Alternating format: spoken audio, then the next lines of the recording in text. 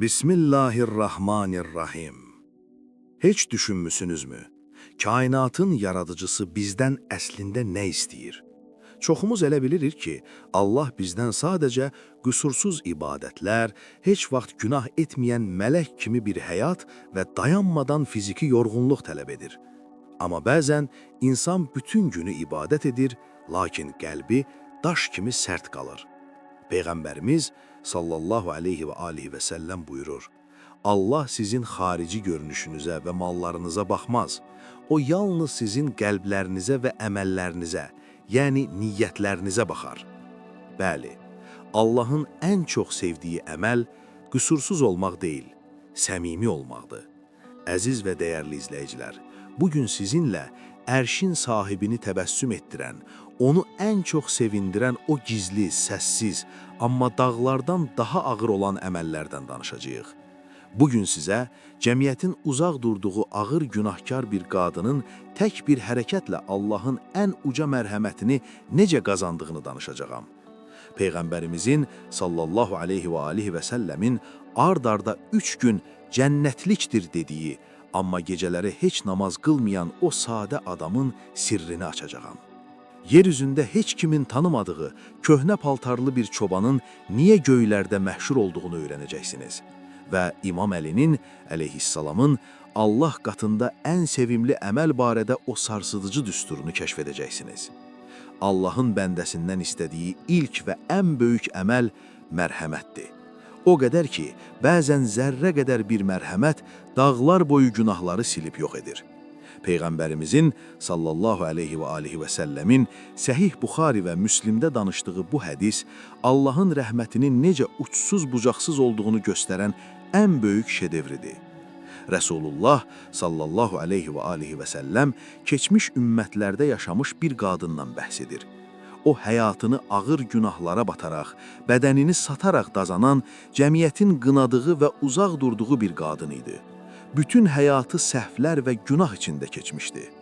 Bir gün o, çox isti bir səhrada yol gedirdi. Susuzluqdan ciyərləri yanırdı. Nəhayət bir su quyusu tapdı. Quyunun içinə düşdü, doyunca su içdi və yuxarı çıxdı. Yuxarı çıxanda nə görsə yaxşıdır. Quyunun kənarında susuzluqdan dili çıxmış, ləhləyən və nəm torpağı yalayan bir it dayanmışdı. Cəmiyyətin nifrət etdiyi, hamının üz çevirdiyi bu qadın itə baxdı və öz-özünə dedi, Allaha and olsun ki, bu heyvan da mənim az əvvəl çəkdiyim eyni susuzluq əzabını çəkir. Qadının nə vedrəsi, nə ipi var idi. O heç düşünmədən yenidən o dərin və təhlükəli quyuya düşdü, ayaqqabısını çıxartdı, içinə su doldurdu. Suyu tökməmək üçün ayaqqabını dişləri ilə tutaraq quyudan yuxarı dırmaşdı və o suyu öz əlləri ilə o aciz itə içirtdi. Peyğəmbərimiz sallallahu aleyhi və alihi və səlləm səhabələrinə baxaraq o sarsıdıcı yekunu bildirdi. Allah onun bu əməlini o qədər bəyəndi və ondan o qədər razı qaldı ki, qadının bütün keçmiş günahlarını bağışladı və onu cənnətinə daxil etdi. Səhabələr heyrətlə soruşdular, Ya Rəsulallah, heyvanlara etdiyimiz yaxşılığa görə də bizə savab varmı? Peyğəmbər sallallahu aleyhi və alihi və səlləm buyurdu, hər bir canlıya edilən yaxşılıqda, yəni mərhəmətdə savab var. Əziz və dəyərli izləyicilər, kimsə sizi günahlarınıza görə qınayırsa, ümidsizliyə qapılmayın. Allah bizim qüsursuz olmağımızı deyil, mərhəmətli olmağımızı istəyir. Siz küçədə ac bir pişiyi doyuranda, susuz bir quşa su verəndə və ya kimsəsiz bir insana gülümsəyəndə, bəlkə də fərqində olmadan cənnətin qapısını açan o möhürü vurursunuz. Allah rəhm edənlərə rəhm edər. Biz elə bilirik ki, Allahın ən çox sevdiyi bəndələr yalnız gecə-gündüz namaz qılanlar, dayanmadan oruç tutanlardır. Amma Allahın bəndəsindən ən çox bəyəndiyi əməl təmiz qəlbdir, səlim qəlb. Bir gün Peyğəmbərimiz sallallahu aleyhi və alihi və səlləm səhabələri ilə məsciddə oturmuşdu. Birdən qapıya baxıb dedi, indi bu qapıdan cənnət əhlindən olan bir adam girəcək. Hamı maraqla baxdı. Çox sadə, saqqalından dəstəmaz suyu damlayan, ayaqqabılarını sol əlində tutan ənsardan bir adam içəri girdi. Tanınmış biri deyildi. İkinci gün Peyğəmbər yenə eyni sözü dedi. İndi cənnətlik bir adam girəcək. Yenə eyni adam girdi. Üçüncü gün yenə eyni hadisə təkrarlandı. Gənc və çox ibadət edən səhabə Abdullah ibn Amr radiyallahu anhu heyrətə düşmüşdü. O bu adamın hansı gizli ibadəti etdiyini tapmaq qərarına gəldi. O adamın yanına getdi və bir bəhanə üydürərək dedi: "Atamla mübahisə etmişəm. 3 gün sənin evində qala bilərəmmi?" Adam razılaşdı. Abdullah 3 gecə o adamı gizlicə gütdü. Gözləyirdi ki, adam gecələri səhərə qədər namaz qılacaq, gündüzləri oruç tutacaq. Lakin gördü ki, adam yatağına uzanır, sübh namazına qədər normal yatır. Qeyri-adi heç bir ibadəti, heç bir uzun duası yox idi. 3 gün bitəndə Abdullah dözə bilməyib etiraf etdi. "Ey qardaş, mənim atamla problemim yox idi. Mən Peyğəmbərin sənin haqqında 3 dəfə cənnətlikdir dediyini eşitdim. Sənin ibadətini izlədim, amma böyük bir şey görmədim. Səni bu məqama çatdıran sir nədir?" Adam gülümsədi və sadəcə bu tarixi cümləni dedi: "Gördüyündən başqa heç bir əməlim yoxdur. Lakin mən yatağıma girəndə qəlbimdə heç bir müsəlmana qarşı zərrə qədər də kin, nifrət və paxıllıq saxlamıram. Hamını bağışlayıb yatıram." Abdullah ibn Amr dərindən nəfəs alıb dedi: "İşte səni o zirvəyə qaldıran və bizim bacarmadığımız əməl budur." Əziz və dəyərli izləyicilər, Allahın bizdən istədiyi ən çətin, amma ən sevimli əməl bağışlamaqdır. Qəlbi kindən, nifrətdən, mən ona göstərərəm, onun niyə var mənim yoxdur paxıllığından təmizləməkdir. 1000 rükət namaz qıla bilərsiniz, amma içinizdə birinə qarşı kin varsa, qəlbiniz xəstədir. Allah o xəstə qəlbə deyil, təmiz qəlbə baxar. Bu gecə yatmazdan əvvəl hər kəsi Allah üçün bağışlayın. İnsanların çoxu yer üzündə məşhur olmaq, tanınmaq, təriflənmək istəyir. Amma Allahın bəyəndiyi ən üstün əməl ixlasdır. Yəni, bir işi yalnız Allah bilsin deyə etmək. Səhih Müslimdə Peyğəmbərimizin bizə tanıtdığı bir qəhrəman var. O nə döyüşlərə qatılmışdı, nə məscidlərdə moizə oxumuşdu, nə də onu tanıyan var idi. Peyğəmbərimiz sallallahu aleyhi və alihi və səlləm vəfatından əvvəl səhabələrinə, cümlədən İmam Əliyə belə vəsiyyət etdi: "Yəməndən sizə Üveys adlı bir adam gələcək. O anasına qarşı o qədər itaətkar və fədakardır ki, bu əməlinə görə Allah qatında çox uca məqamı var. Onun bədənində xəstəlikdən qalma, bir dirhəm böyüklüyündə ağ ləkə var. Onu görərsinizsə, xahiş edin ki, sizin üçün Allahdan bağışlanma diləsin." Təsəvvür edin, kainatın rəhbəri səhabələrinə deyir ki, gedin o naməlum adamdan dua istəyin. İllər keçdi. Səhabələr və İmam Əli əleyhissalam Yəməndən gələn hər karvandan soruşurdular: "İçinizdə Üveys varmı?" Nəhayət onu tapdılar. Üveys əl-Qərni, köhnə paltarlı, kasıb, insanların heç saymadığı sadə bir çoban. Səhabələr ona yaxınlaşıb dedilər: "Peyğəmbərimiz sənin salamını bizə çatdırıb, bizim üçün dua et." Üveys ağladı və təvazökarlıqla dedi: "Mən kiməm ki, sizin üçün dua edim? Siz Rəsulullahın dostlarısınız." Amma onun sirri nə idi? O xəstə və yaşlı anasına baxmaq üçün Peyğəmbəri görməyə belə imtina etmişdi. Anasının xidmətindən ayrılmamışdı.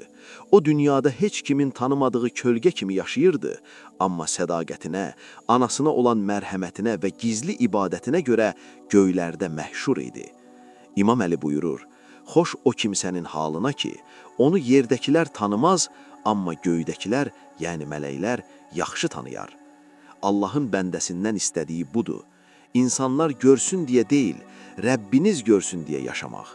Evində xəstə valideyninə xidmət edən, amma heç kimin tanımadığı bir gənc, bəlkə də Allah qatında minlərlə insanın izlədiyi bir alimdən daha dəyərlidir. Biz elə bilirik ki, Allah bizdən bir dəfəlik böyük qəhrəmanlıqlar istəyir. Lakin İslamın bu barədə çox zərif bir fəlsəfəsi var. Peyğəmbərimiz sallallahu aleyhi və alihi və səlləm buyurur: Allah qatında əməllərin ən sevimlisi az olsa belə davamlı, mütəmadi olanıdır. Bir gün oturub 10 cüz Quran oxuyub, sonra bir ay Quranı açmamaq deyil, hər gün sadəcə bir səhifə oxuyub, o bağı heç vaxt qoparmamaq. Bəs bunu necə bacarmalı? Bunun üçün İmam Əlinin əleyhissalamın o möhtəşəm iradə hikmətinə qulaq asmalıyıq. İmam Əli əleyhissalam buyurur, Əfzəlül əməl mə ukrihət aleyhin nüfus. Yəni, ən üstün və fəzilətli əməl insanın öz nəfsini məcbur edərək zorla etdiyi əməldir. Bu nə deməkdir? Bəzən səhər tezdən yuxu şirin gəlir, namaza qalxmaq istəmirsiniz. Bəzən pulu xərcləmək istəyirsiniz, sədəqə vermək ağır gəlir. İçinizdəki o səs, nəfsiniz sizə etmə deyir. Baxın, siz o istəksizliyə qalib gəlib, bədəninizi məcbur edərək o işi görəndə, Allah o əməli 1000 qat daha çox sevir. Çünki sevərək rahatlıqla edilən iş asandır. Amma yorğun olanda, həvəsiniz olmayanda, nəfsinizi sındırıb Allah üçün etdiyiniz o kiçik əməl Rəbbinizin sizə ən çox gülümsədiyi andır. Sizinlə Allah arasındakı bağ qopmasın. Az da olsa dürüst olun və davam edin. Bəlkə də düşünürsünüz ki, mən çox günah etmişəm, məndən artıq nə xeyir əməl çıxar ki? Allahın bəndəsində görməyi ən çox istədiyi və onu ən çox sevindirən şey günahsızlıq deyil, tövbədir, geri dönüşdür. Peyğəmbərimiz sallallahu aleyhi və alihi və səlləm Allahın bəndəsinin tövbəsinə necə sevindiyini Səhih Müslimdə belə bir hekayə ilə təsvir edir. Allahın öz bəndəsinin tövbəsinə sevinci sizdən birinizin başına gələn bu hadisədəki sevincindən daha böyükdür. Bir adam kimsəsiz, təhlükəli bir səhrada yol gedir. Onun bütün yeməyi, suyu və əşyaları dəvəsinin üzərindədir. Adam dincəlmək üçün bir ağacın kölgəsində yatır. Oyananda görür ki, dəvəsi itib. Bütün səhranı axtarır, tapa bilmir. Susuzluqdan və istidən taqətdən düşür. Öz-özünə deyir, gedim yatdığım yerə qayıdım və ölənə qədər orada gözləyim. O ölməyə hazırlaşaraq gözlərini yumur. Bir müddət sonra gözlərini açında nə görsə yaxşıdır, dəvəsi üstündə bütün yeməyi və suyu ilə birlikdə düz başının ucunda dayanıb. Peyğəmbər gülərək davam edir. O adam sevincindən o qədər ağlını itirir ki, səhvən belə qışqırır. Allahım, sən mənim qulumsan, mən də sənin Rəbbinəm. Sevincin şiddətindən çaşır. Bilin ki, Allahın ona dönən günahkar bəndəsinin tövbəsinə sevinməsi bu adamın dəvəsini tapdığı andakı sevincindən qat-qat daha böyükdür. Allahu Əkbər! Ey xətalara batmış qardaşlarım və bacılarım! Siz Rəbbinizdən uzaqlaşanda o sizdən nifrət etmir. O sizin geri dönüşünüzü gözləyir. İmam Əli əleyhissalam buyurur, günahkarın tövbə edərkən çəkdiyi peşmanlıq, özü ilə qürur duyan abidin zikir səsindən Allah qatında daha sevimlidir. Tövbə etməkdən qorxmayın, siz geri dönəndə göylərdə sizin üçün bayram olur. İndi gəlin, bu öyrəndiklərimizi qəlbimizə yerləşdirək. Gözlərinizi yumun, Allahın sizdən möcüzələr, dağları yerindən oynadan fiziki güc istəmədiyini anlayın. O ancaq sizin qəlbinizi istəyir.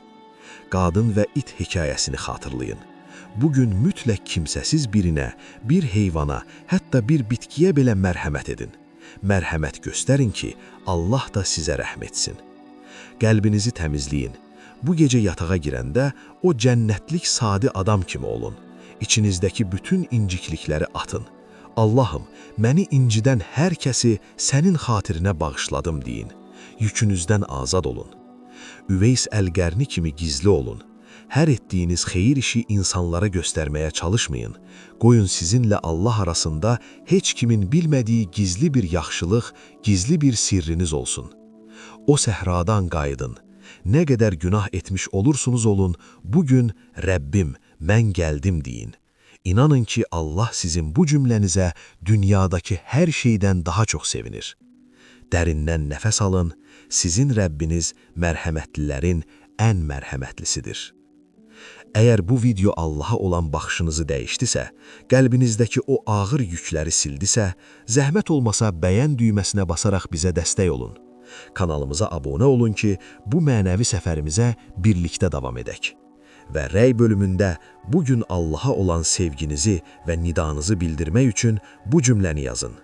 Ya Rəbbi, qəlbimizi kindən təmizlə və bizi sənə ən sevimli olan qullarından et. əməlləriniz xalis, tövbələriniz qəbul, qəlbiniz nurlu olsun. Hələlik, Allah amanında.